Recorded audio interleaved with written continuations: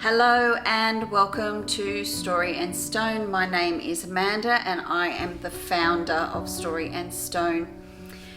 If you're here for the first time, welcome and thank you.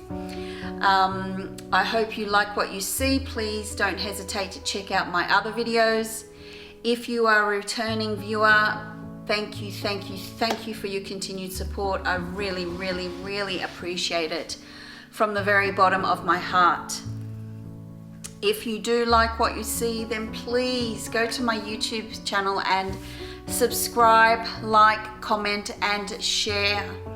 This really helps me get my videos out to more people, and you never know, just by sharing it you could connect someone with a video that is on a subject that they really need to hear about that day. These Thursday videos that are coming out, this is going to be the last one because it's just too much doing 2 videos. I know that they're only fairly short videos, but for example, my 5-minute Monday Musing video can take me around 4 hours to actually film and edit. So things in my life are going to start changing soon, so I just won't have the time to do 2 videos a week. So I'm going to go to 1. It will stay as the Monday Musings, but it might be slightly longer. So I'm sort of just going to amalgamate the 2 into 1 video a week, and of course I'll still have my monthly readings at the end of the month, end of or beginning of the month. Okay, let's get into it. Now, I have been practicing with a teleprompter, and as you can see, that hasn't been going too well. Today, I'm just going to talk off the cuff. I want to talk about the 5 things that I've learned in the 55 years or 56 years of my living. 5 things that I think are really pertinent to having a happy and fulfilling life. So the first one is, don't wait for things to be perfect, because they are never ever going to be perfect. Especially when I was younger, I suffered from this a lot, that, you know, oh, when I have my ducks in a row, and when I have this, and when I look like this, and when I have this boyfriend or this car or this amount of money, then my life will be perfect. But life doesn't work that way. We are always evolving, we are always changing. There is never going to be a perfect time for you to start something, or actually, thinking about it, to end something. I also really think that it's really important that you don't put off the big things in your life, because you never know when your life is going to be finished, or the people that you love and you share your life with, when they're going to go. So don't keep putting off those lunch dates or those family get-togethers or those holidays. Don't put them off. Do them. Have them as memories, because you never know when there will come a day when you don't have that special someone in your life to create those memories with. So don't wait for perfect. This is your life. You're living it right now, and it's chaotic and crazy and misshapen and sometimes a little bit fuzzy, but that's what life is all about, because that's what creates the good moments in our life. So all these perfect lives that you see on Instagram and TikTok and wherever else you go to, they're all just big superficial lies, because life is not like that. Life was not designed to be like that. That is a man-made creation. So let your life be messy, let your life be chaotic. Let it be fuzzy around the edges, that's okay, because we're learning as we go. So if something doesn't turn out the way you want it to, then, you know, you haven't failed, you've learned a lesson. You've learned what not to do, so just try again, or do something different, or, you know, whatever. Okay, The second thing I've learned in my 56 years of living is don't worry about the small things. As someone who has suffered from anxiety and depression, I am a perpetual worrier. I worry about everything.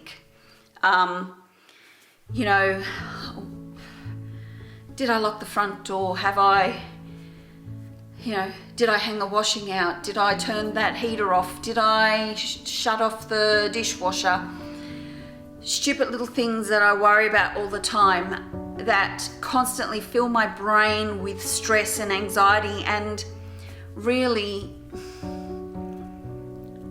you shouldn't have to worry about them, because 10 out of 10 times the thing that I worry about hasn't happened anyway. Like, I rushed home from work one day because I thought that I had left the iron on.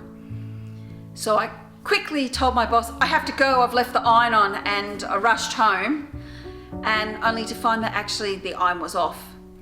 So sometimes we do forget things, but most of the time we don't. We just do them because they're so ingrained in us that we do them without even thinking.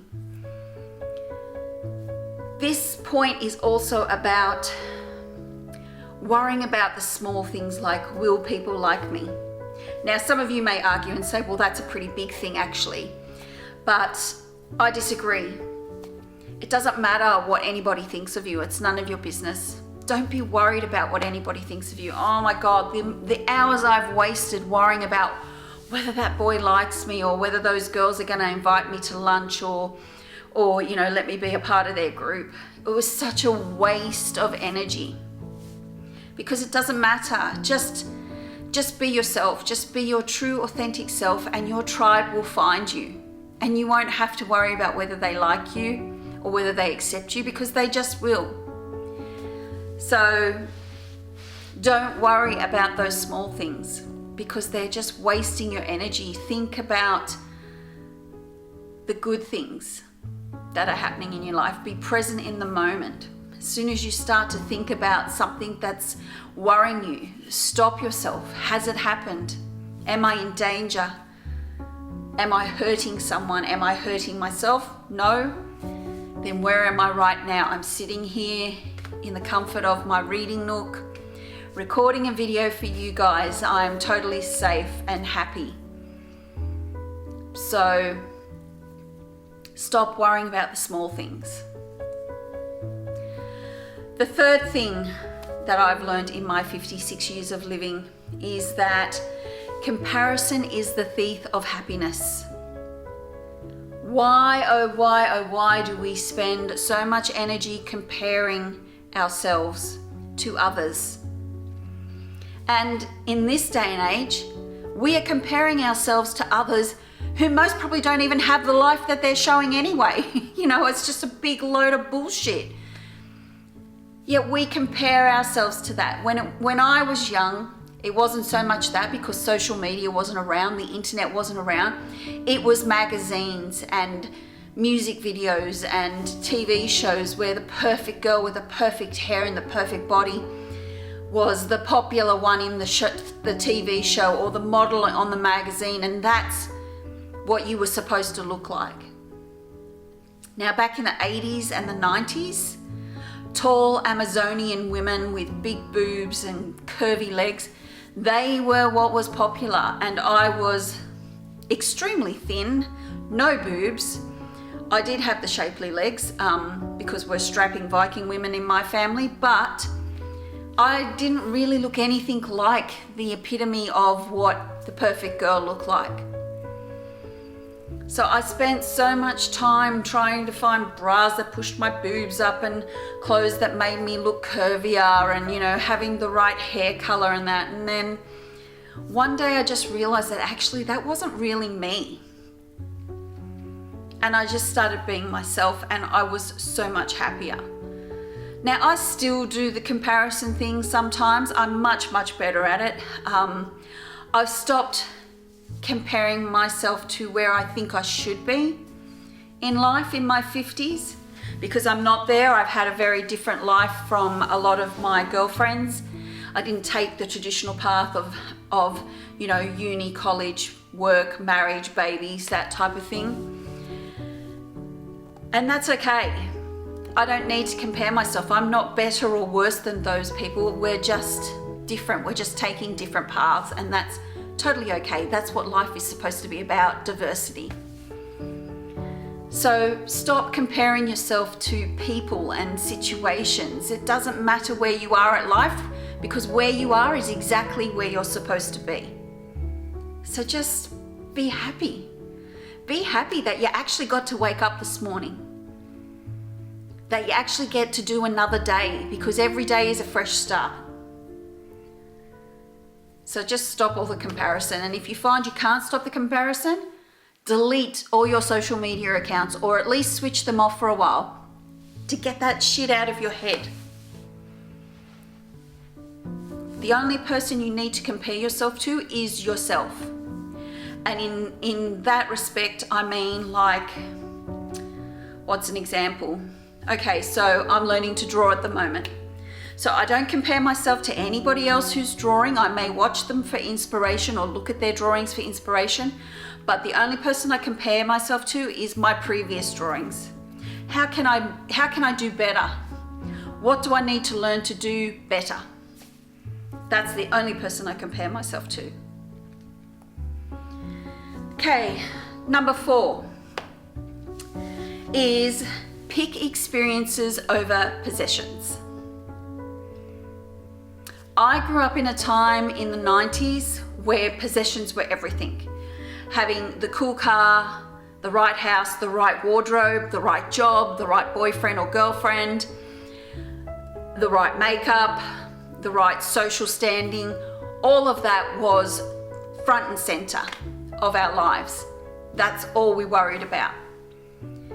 And so many people were in so much debt trying to look like they were it, that they were living the dream. And as I've grown through the years, I've realized that having the car and having the wardrobe, whilst I felt good in those clothes, they didn't bring me true happiness. But, you know, me and my husband went to New Zealand about 5 years ago, just before COVID hit. We went for his son's and daughter-in-law's wedding, and we did a trip around the South Island of New Zealand first before we went and met up with family.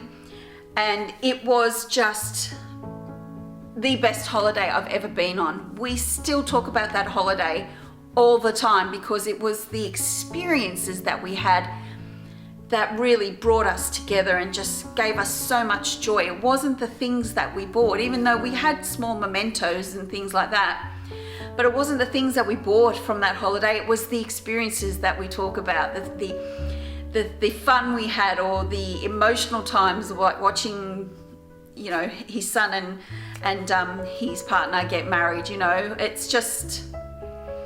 was just such a great holiday, because it wasn't about what can we buy. It was about what experiences we can have. And you have to do that for your whole life, because, you know, when they take you out in a pine box, you can't take any of this shit with you. It all stays here. And having just spent 18 months getting rid of my mother's stuff, and my mum didn't have a lot of stuff. She was doing the big cull.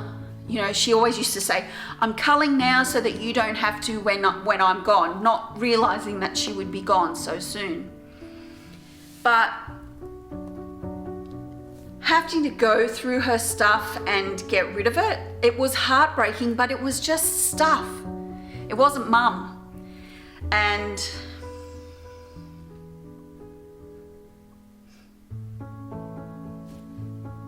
the things that mum had that bring us joy, it's the remembering of the experiences that we had with mum that keep her alive today.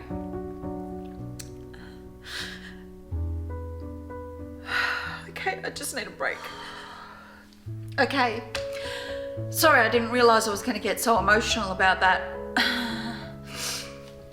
one of those weird things where you think you're okay to talk about it, and once you start talking about it, you realize, hey, oh shit, no, I'm not right to talk about it. So, sorry.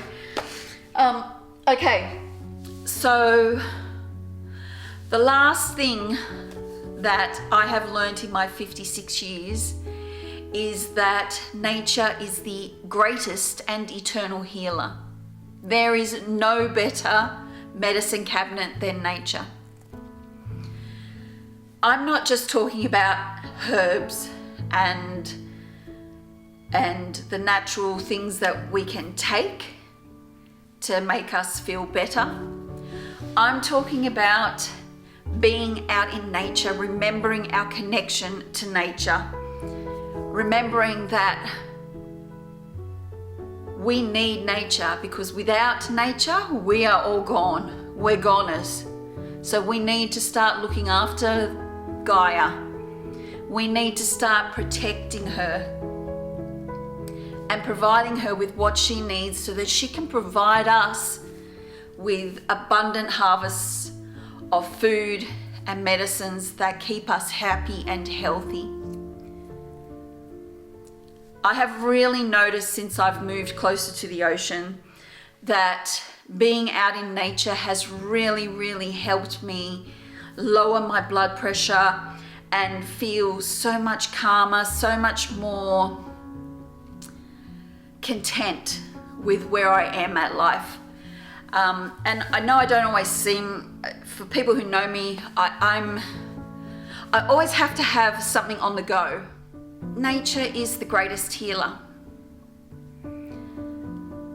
The problem with medicine today is that pharmaceutical companies got involved and they realized, well, I can't patent a herb or a grass or a bit of nature, so I'm going to make a synthetic copy of it and give it to you, knowing full well that it has severe side effects that will affect you for the rest of your life.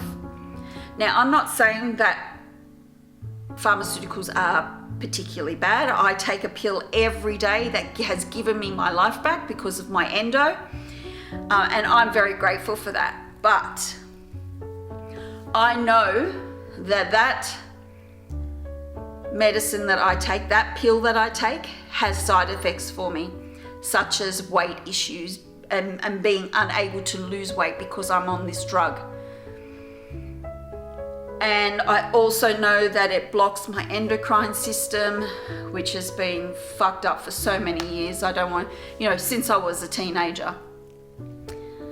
So all I'm saying is that if you're not feeling well, why don't you try something natural first? Like some energy healing if you've got a headache.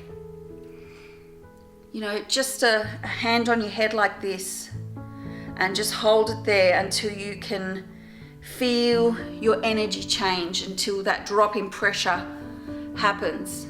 And if that doesn't work, maybe some deep breathing, maybe a bit of lavender behind your ears, that type of thing. And then, and go through it until, if it's still not gone, then take that Panadol. Now, I'm not saying that if you saw your leg off, just, slap a band-aid on it and go, get up and keep going, walk it off.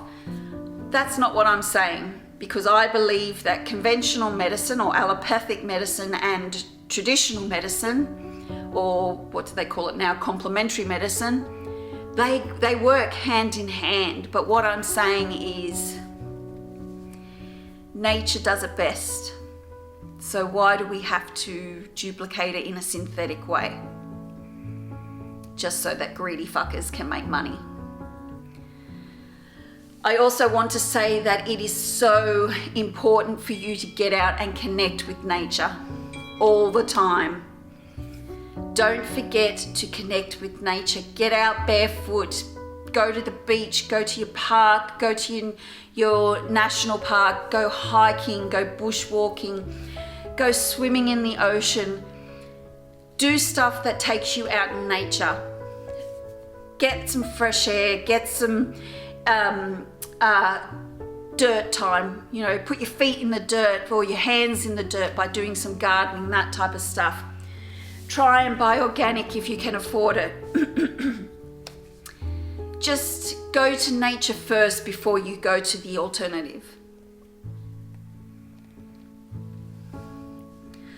Okay, so they're the 5 things that I have learnt in my 56 years. I've actually learnt quite a bit more than that, but how much time have we got? Not that much time. Anyway, thank you for listening today. As I said, these videos from next week will just go to 1 a week, which will be the Monday Musings, which will come out on a Monday morning. Thanks for watching today. If you have any questions about anything I've discussed, please don't hesitate to contact me either in the comments section below, or you can contact me through my website, which is storyandstone.com.au. Thanks for being here today. I would be really interested to hear what you've learned in your years of living, however long that may be. Look after yourself, and I will see you in the next video.